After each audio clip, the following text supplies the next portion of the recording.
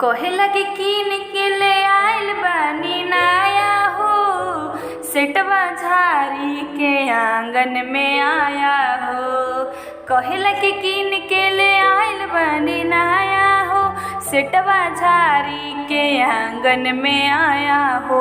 खूब चमकावे पीतल के अंगूठी, आय हाय खूब चमकावे पीतल के अंगूठी। सरवा चढ़ावेला अंगनवा में पीतल के गगरी, सरवा चढ़ावेला अंगनवा में पीतल के गगरी।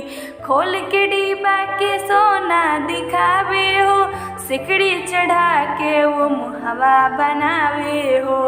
खोली के डिब्बा के सोना दिखावे हो, सिकड़ी चढ़ा के वो मुहवा बनावे हो। चढ़ावे के अंजुरी चढ़ावे नी चाही, आय हाय चढ़ावे के अंजुरी चढ़ावे नी चाही। सरवा चढ़ावेला तिलकवा में चांदी के मछरी, सरवा चढ़ावेला तिलकवा में चांदी के मछरी।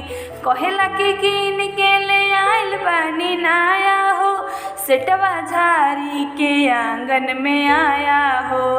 सेटवा झारी के आंगन में आया हो।